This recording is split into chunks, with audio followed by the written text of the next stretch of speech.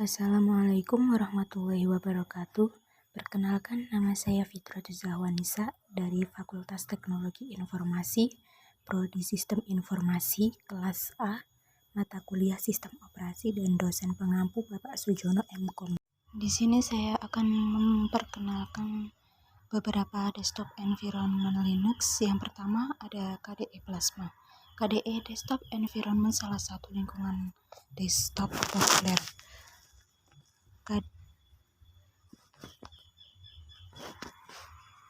Dari segi tampilan merupakan yang paling indah dan dapat disesuaikan. KDE Plasma versi terbaru memudahkan penggunanya dalam menghubungkan dengan Android menggunakan KDE Connect. Tidak hanya itu saja, browser Plasma juga terintegrasi dengan baik untuk terhubung ke ponsel. KDE umumnya digunakan pada komputer modern, dan distro yang menggunakan KDE secara default adalah Kubuntu, OpenSUSE, KDE Neon. Kalian juga bisa menginstal KDE sendiri kalau di distro Linux yang digunakan saat ini belum terinstall KDE. KDE Desktop Environment salah satu lingkungan desktop populer. Yang berikutnya adalah kelebihan dan kekurangan dari KDE Plasma. Kelebihan dari KDE Plasma yang pertama adalah antarmuka yang modern, dapat disesuaikan dan fleksibel. Yang ketiga, beberapa tool bawaan yang berguna. Selanjutnya, kekurangan dari KDE Plasma. Yang pertama, berpotensi membingungkan pengguna baru dalam hal kustomisasi di lingkungan desktop karena terlalu banyak tool dan opsi. Yang kedua, mengonsumsi banyak sumber daya seperti RAM dan power. Dan yang ketiga, bukan untuk penggemar GTK. Yang selanjutnya, Genome 3. Genome juga merupakan bagian dari lingkungan desktop Linux yang populer dan juga memiliki turunan yang populer seperti Cinnamon. Dibandingkan dengan pendahulunya yakni Genome 2, kini lebih mudah digunakan dan makin menarik tampilannya. Navigasi yang ada pada Genome 2 tetap ada, dan kini ada tambahan Genome Shell yang memudahkan pengguna untuk mencari aplikasi dengan mengarahkan kursor ke kiri atas atau pojok ya. Maka muncul semua daftar aplikasi yang ada beserta kotak pencarian untuk mempercepat menemukan aplikasi yang dicari. Kalian tidak akan membutuhkan waktu yang lama untuk bisa menguasainya.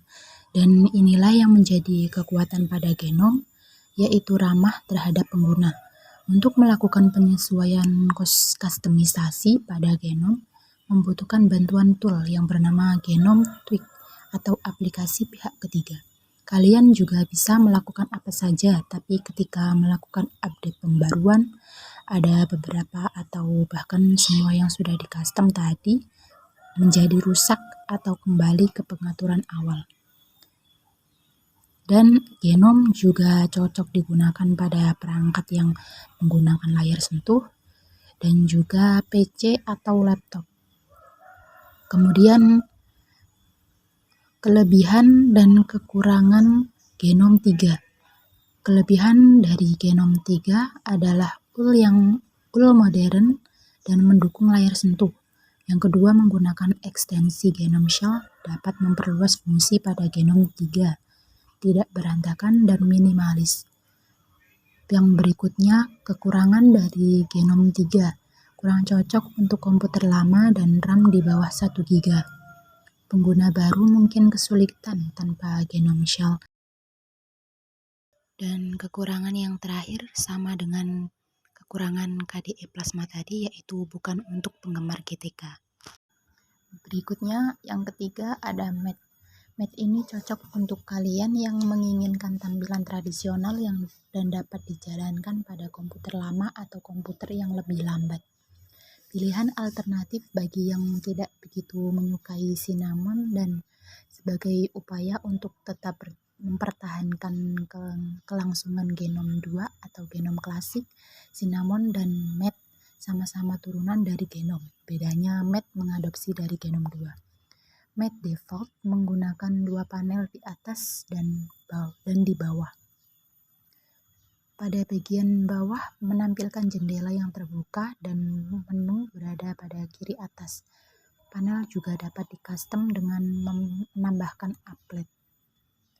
Pusat kontrol memberikan kalian untuk akses sebagian besar pengaturan sistem juga, beberapa bagian mat yang mudah dilakukan penyesuaian sendiri. Distro Linux yang menggunakan mat adalah Ubuntu Mat yang dirancang khusus untuk integrasi yang lebih lancar di Ubuntu. Yang berikutnya ada kelebihan dan kekurangan dari mat. Kelebihan dari mat, yang pertama mat 1.2.4 di-porting ke GTK 3 dan semuanya mendukung HIDPI. Yang kedua, banyak fitur baru, dapat bekerja baik dengan komputer lama. Yang terakhir, stabil. Kekurangan dari mat adalah yang pertama, tidak dapat digunakan pada layar sentuh. Yang kedua, membutuhkan file XML untuk wallpaper, tidak memiliki forum yang resmi. Dan yang terakhir, tidak dapat menyimpan posisi icon di desktop. Lalu ada LXDE atau Lightweight X11, sangat baik untuk digunakan pada komputer lama dan yang memiliki sumber daya terbatas. Menggunakan OpenBox sebagai window manager yang mengedepankan efisiensi pada sumber daya dan sangat ringan. Kalau tampilannya mirip seperti Windows 95 dengan tombol menu di kiri bawah. Pilihan tepat untuk kalian yang menginginkan lingkungan desktop, hemat memori, dan hemat daya. LXDE juga digunakan pada Raspberry Pi, yaitu bernama Pixel, merupakan versi modifikasi dari LXDE. Semua aplikasi yang ada di dalamnya juga sangat ringan, manager file atau PCMan, LX Terminal, dan LX Appearance untuk mengkustomisasi tampilan mulai dari icon, wallpaper, dan tema. Kalian tidak akan menemukan efek jendela dan animasi seperti pada KDE. Semuanya ditiadakan karena keringanan adalah segalanya. Kalau kalian terbiasa dengan animasi dan segala efek yang ada di KDE, pasti akan merasa betul perbedaan yang mencolok. Selanjutnya ada kelebihan dan kekurangan dari LXDE.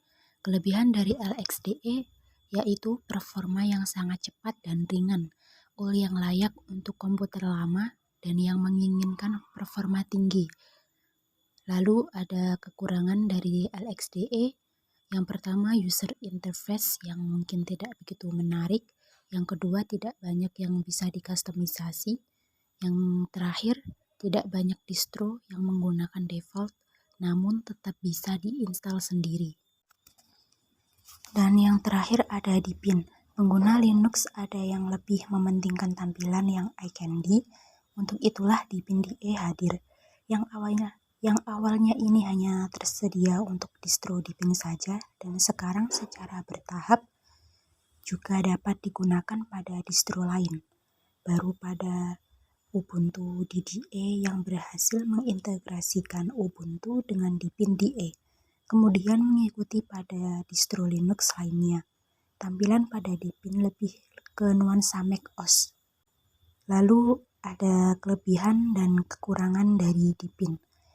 Kelebihan dari Deepin, yang pertama, mudah digunakan, stabil, tampilan yang sangat bagus, dan yang terakhir mendukung layar sentuh. Lalu ada kekurangan dan kelebihan dari Deepin. Kelebihan dari Deepin adalah yang pertama, mudah digunakan, stabil, tampilan yang sangat bagus, dan yang terakhir mendukung layar sentuh. Kemudian ada kekurangan dari Deepin, yaitu tidak terlalu mudah di-custom, penerjemahan yang tidak sempurna, belum stabil pada distro tertentu, mirip seperti konsep Windows yang non-kustomisasi. Itu tadi materi yang bisa saya sampaikan tentang beberapa macam desktop environment Linux. Atas perhatiannya, saya mengucapkan terima kasih. Wassalamualaikum warahmatullahi wabarakatuh.